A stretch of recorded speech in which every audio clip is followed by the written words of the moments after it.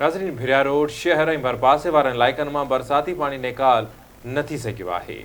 इन हवाले सां रिपोर्ट करियो आहे मजीद कीरियो। 2022 जी ॿोर ॼण त नई तारीख़ रक़म करे छॾी आहे। सवें शहरनि सां गॾु ॻोठनि जा ढांचा बि तब्दील थी पिया आहिनि। हर तरफ़ हिक ॿिए खे ॿोअण जा मंज़र साम्हूं अची रहिया आहिनि। सिंध हुकूमत तोड़े ज़िले इंतिज़ामिया पाणी निकासी लाइ का बि हिन वक़्त ताईं हिकमत अमली जोड़े न सघी आहे। भिरिया रोड जे मेन सरकारी अस्पताल, गर्ल्स हायर सेकेंडरी स्कूल ऐं प्राइमरी स्कूल समेत 8 वार्डनि जे हेठाहीं वारनि इलाइक़नि में 5 खां 6 फुट पाणी बीठल हुअण करे मुख़्तलिफ़ बीमारियुनि सां गॾोगॾु इंसानी जानियूं ज़ाया थियण जो बि सिलसिलो शुरू थी पियो आहे। ताज़ो इंतिज़ामिया जी नाअहली सबबि वार्ड नंबर 4 फतेहपुर माला में वालदेन राशन जे लाइ विया त पोयां 2 गुलनि जहिड़ा मासूम जाड़ा ॿाहिरि 7 साला मुदसिर ऐं मुज़म्मिल बिरोही पाणीअ जी खॾ में किरी फ़ौत थी विया। मासूम नीगर जे वारसनि रेलवे फाटक वटि ॾिनल हथरादू कट वटि लाश रखे धरणो हयो। उन सिलसिले में वारसनि आवाज़ टीवी सां ॻाल्हाईंदे चयो त भी नंढा असांजा फ़ौत थिया आहिनि त पहिरों त सभिनि खां वजह ही पाणी आहे। जेको ही पाणी अचे पियो थो इनखे बंदि करणु नथा ॾियनि।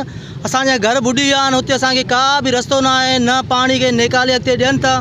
त हिन पाणी जे वजह मां हू नंढा मासूम ॿार खेलण लाइ निकिता आहिनि, ॿई बुॾी पिया आहिनि। पाणी तव्हां ॾिसी रहो था एॾी प्रेशर सां वहे पियो थो, का बि माण्हू हिनखे बंदि करण लाइ तयारु न आहे, न हिते चाकरवा खे कंड ॾियण लाइ तयारु आहे। हर माण्हू खे चऊं पिया था, सिर्फ़ु असांखे लफ़्ज़ इहो इस्तेमालु था कनि, हीअ कंड जेको आहे वहे त बिरोई ॾे, माना बिरोई जे कारण हुनजो को मालिकी न आहे। असां हर माण्हू खे चवंदा भई वहे थो, हीअ पाणी वहे पियो थो बिरोई ॾे, भली बिरोइन जा घर ॿुॾनि छा बि थिए, माना असांजो को मालिकी न आहे। हींअर जिते ही नंढड़ा ॿार विया आहिनि तकियूं 5 खां 6 फुट माना पाणी आहे हुते, ऐं नंढड़ा ॿार हुते रांदि केॾी हुते माना जी किरी पिया आहिनि। हुतो माना तकियूं 10 मिंट 15 मिंट खां अंदरि हुनखे संभाले हू माना फ़ौत थी विया आहिनि। इन जे लाइ असांजो इहो गुज़ारिश आहे त इनखे बंदि कयो वञे। यासीन कॉलोनी खे वठी टोटल पाणी असां ॾे थो अचे। पाणी अॻिते न अॻिते को बि पाणी खे निकर कोन्हे को। सिर्फ़ु डॉक्टर जो बंगलो बची वियो, नुमाइंदा बि गॾु थिया, हर शइ बंदि थी वियो। चई हीअ कट बंदि था कयो, हीअ कट हिननि बंदि न कयो। सिर्फ़ु पंहिंजा 5 रुपया वठी चूंडियल नुमाइंदा हुनजो बंगलो बचायूं, बाक़ी असांजा घर ॿोड़े छॾियूं। त असांखे जेको पाणी महीनो थियो आहे प्रेशर सां पाणी हली रहियो आहे, इहो 2 गुल असांखां हींअर इहो ई पाणी जेको आहे विछोड़ो करे ॾिनो।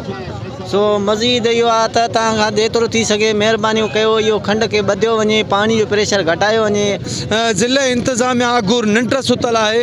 को बि सरकारी इमदाद वग़ैरह हिन महिल ताईं जेको आहे हिननि वटि न पहुची सघी आहे। हिननि वस वारनि समेत आला इख़्तियारनि खां इहा घुर कंदे चयो आहे त ख़ुदा रा घटि में घटि असांखे राशन नथा ॾेई सघूं त पाणी जी निकासी कराई वञे, त जीअं असां अजा पंहिंजा जेके आहिनि जेको आहे वधीक ठाहे सघूं। कैमरामैन गफ़ार चना सां गॾु अब्दुल मजीद कीरो, आवाज़ टीवी, भिरिया रोड।